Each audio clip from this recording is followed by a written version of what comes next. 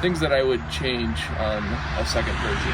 So I'm deciding to go ahead and sell the camper, but before I sell it, I want to go around and measure everything of the camper, just so I have a good idea if and when I build a second version of the Maverick Camper, that I'll be able to have these measurements to look back on.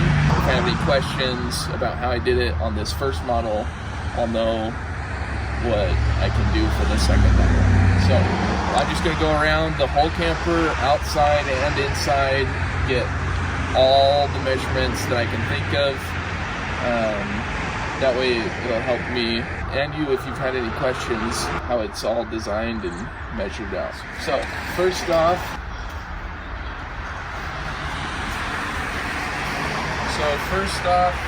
we've got 8 feet right at the corner here, but actually it's 8.5 on the very front for the board up there. Then for the actual base back here, we're at 48 and 5/8 inches. Then from the bottom up to here, we're 17.25 inches. From over here to the end, we're at 47.5, roughly. This little front part, we're about 6 inches. To the roof here is 27.5 to the bottom of the roof. And well, to the very top, it's 28. Then if we look at from here, well, actually, let's see what this is. In the middle, it's 28 and 3/4 on bottom, and just a hair under 29 to the top of the roof. From the window to this vertical piece is 4.5 inches, and from the horizontal piece, it's 3 3/8 high. So that's something on the new camper. I'd like to move the window further away from the corner for extra strength. The window on this side is 12 3/8 from the edge. The plywood going up the rear is 47.25 to the bottom and 47 5/8 on top. Right at the rear here, it's 8.25 sticking out on the side, but in the middle, it's 11 1/8.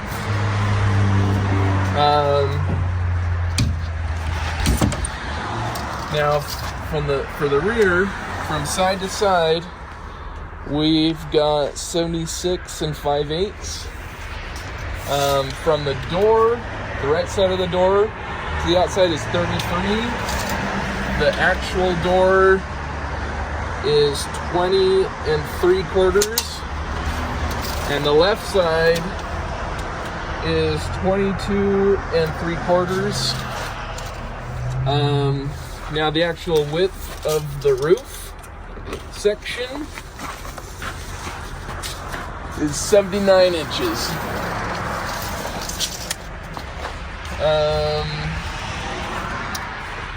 Now the bottom here, from the bottom to over the bed rail side, is 27 inches. Well, no, it's just a little over 26.5. So now opening the door, the inside part between where the actual entryway for the door is 20 1/8 inches wide, and the height of the actual door, just under 71 inches tall. Then coming into the camper, it's negative 1.1 degrees Celsius right now, so it's pretty cold. So the inside of the camper, from the floor to the top of the seat, is still just about 26 5/8 inches. The width between the 2x2s inside is 45 3/4, and this other length here is 17 1/4 from there to the lip there. Now, one thing too that I didn't like about this camper is this shelf is rather low, but I didn't have a choice. But it is 36 inches from the seat to the bottom of the shelf. And so if I sit here, you know, I'm not sitting on any cushions. My head is, you know, close to it. Same thing on this side. We measure that. It is 35 and a little over 5/8. Now, move that out of the way. The bed up here fits 2 of those foam mattresses side by side, and the width to the very lip here is 46 3/4.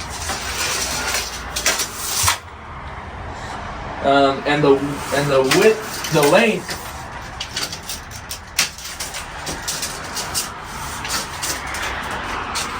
is 74 between the 2x2s on bottom, but if I go up above the 2x2s, it's 76 inches wide. 76 inches for the length. And for sleeping, that wasn't too bad, though.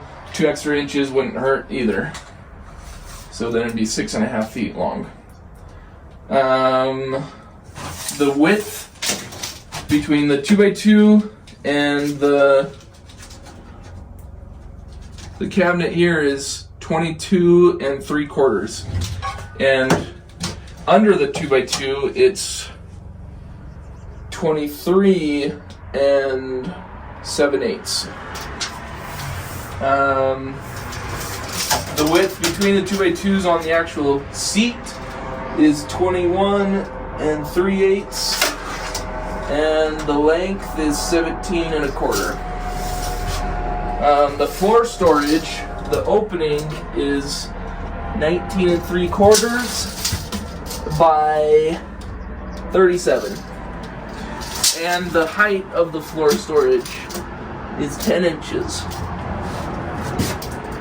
And then it opens up a little bit once you get past the 2x2s. Now, the width here between the pieces of plywood is 39 1/8 by 24 inches. So not a lot of space, especially when the fridge goes right there and that's the only standing area. Let's see. Then, the height of the countertop is 44 5/8.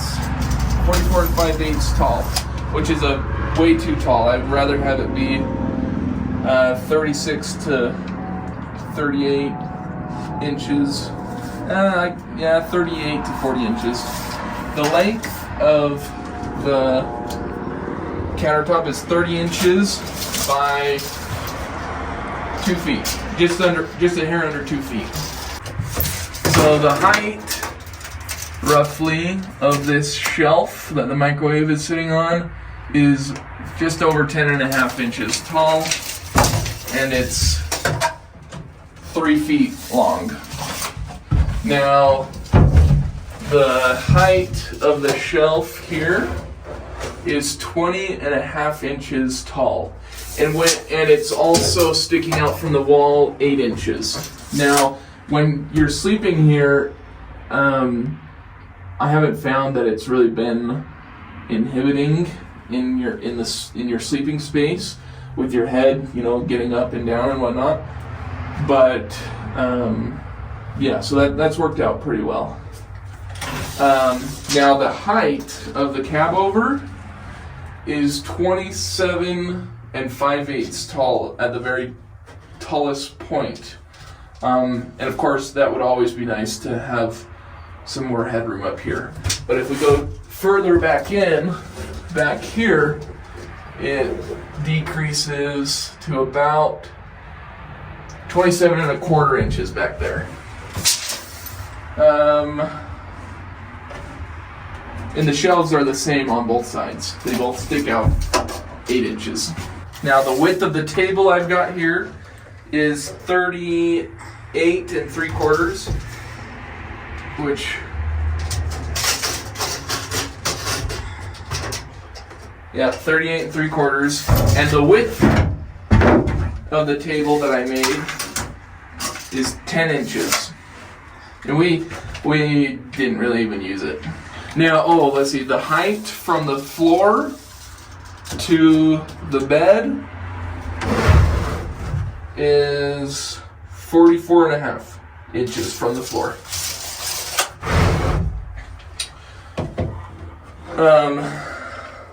The length of the extension for the bed piece is 8 inches. Let me just verify that with the bed extension. Yep. Just a smidgen under 8 inches wide. And so that would come out here. And the height from the seat to the bed is 17 5/8 tall. From the countertop to the bottom of the water jug is 6.5 inches tall. And it's 10 inches wide on the inside by 13 3/8 long. And the height for the water jug is 11.5 inches. Now for the soap part over here, that adds another 1 3/4 on the outside. The height between the countertop and the shelf above is 17 7/8. The height of the doorknob from the floor is 35 inches, and the deadbolt is just under 40 inches. And the height for the peephole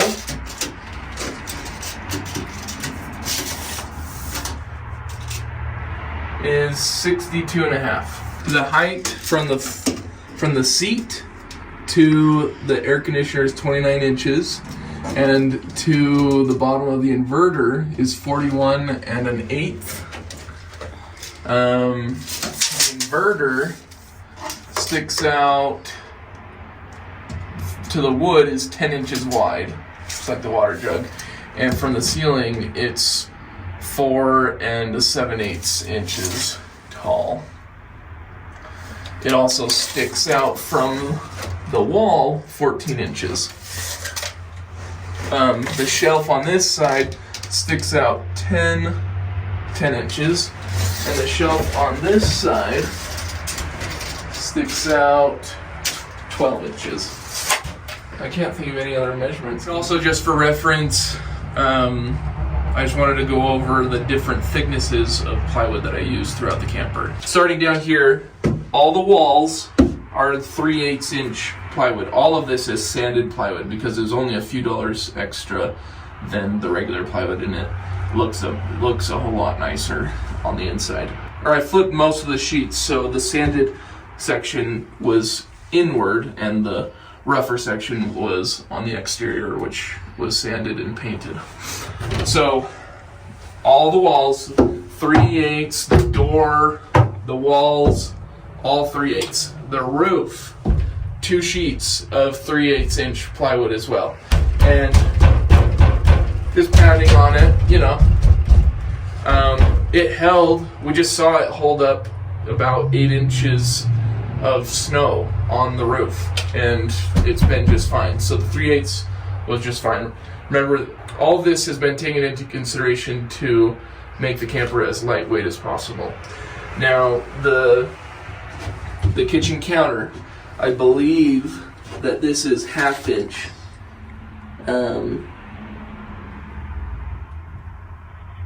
Yeah, this is 1/2 inch for the kitchen countertop to give it a little more strength, especially on this outer section where there's not much support other than this piece right here. We can see over here, this is a sheet of 3/8 inch plywood, and this is a sheet of 1/2 inch plywood for all the weight of the water. Up here, this is also 3/8. This is 3/8.